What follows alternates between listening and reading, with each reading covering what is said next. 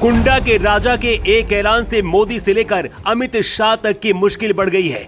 जो राजा भैया कल तक मोदी और अमित शाह का गुणगान कर रहे थे, वही राजा भैया अब बीजेपी के लिए सबसे बड़ी मुसीबत बन चुके हैं। सिर्फ कुंडा ही नहीं बल्कि पूरी यूपी की सियासत में हलचल बढ़ गई है और इसकी वजह यूपी में राजा भैया की पार्टी का सपा को समर्थन देने का ऐलान है। लेकिन जो राजा भैया कल तक बीजेपी का समर्थन कर रहे थे, फिर वो इतनी जल्दी अखिलेश यादव के खेमे में कैसे चले गए? ऐसी कौन सी वजह है जिसने कुंडा में मोदी और अमित शाह के लिए कुंडी लगा दी है? इस 2 मिनट की रिपोर्ट में पूरी कहानी आपको समझाते हैं।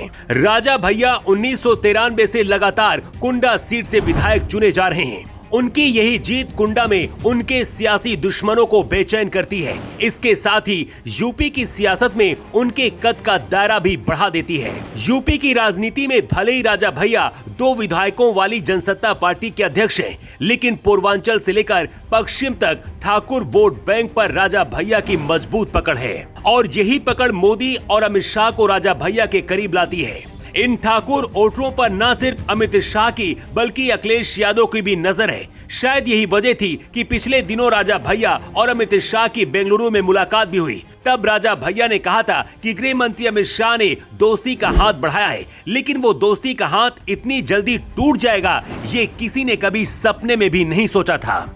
उत्तर प्रदेश की सियासत में बीजेपी से दूर रहकर भी राजा भैया बीजेपी के साथ चल रहे थे। दूर इसलिए क्योंकि उनकी पार्टी जनसत्ता दल का बीजेपी से कोई गठबंधन नहीं है, लेकिन फिर भी पिछले 8 सालों से राजा भैया हर मुश्किल समय में बीजेपी के साथ खड़े रहे। लेकिन अब उन्होंने आगे ऐसा न करने की घोषणा कर दी है और राजा भैया ने चुनाव से ठीक पहले बीजेपी को 440 वोल्ट का झटका दे दिया है। राजा भैया के ना की वजह से बीजेपी को कौशाम्बी और प्रतापगढ़ की लोकसभा सीट पर कड़ी टक्कर मिलेगी। बीजेपी इस उम्मीद में थी कि अगर राजा भैया उनके साथ आ जाते हैं तो इन 2 सीटों पर उनकी राह आसान होगी। इसके साथ ही बीजेपी को लेकर ठाकुरों के बीच में जो नाराजगी है उसे भी काफी हद तक कम किया जा सकता है। लेकिन ऐसा नहीं हुआ और राजा भैया ने अखिलेश यादव को समर्थन देने का ऐलान कर दिया। कुछ सालों पहले तक राजा भैया और अखिलेश यादव साथ हुआ करते थे।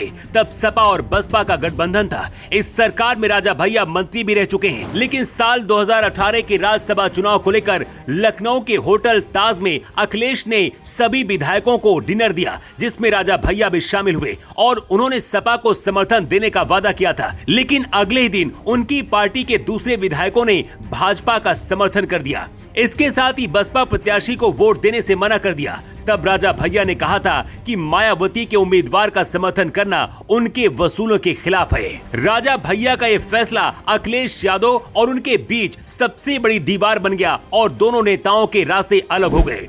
अब आप सोच रहे होंगे कि जो अखिलेश यादव कभी राजा भैया को पहचानने से इनकार कर रहे थे, जिनकी दुश्मनी के चर्चे यूपी की सियासत में आम थे, उन्हीं अखिलेश की पार्टी को कुंडा नरेश ने समर्थन देने का ऐलान कर दिया। इसकी सबसे बड़ी वजह एनडीए में शामिल केंद्रीय मंत्री अनुप्रिया पटेल हैं, जिन्होंने कुंडा की एक रैली में कहा था कि लोकतंत्र में राजा ईवीएम से पैदा होता है, कुंडा किसी की जागीर नहीं।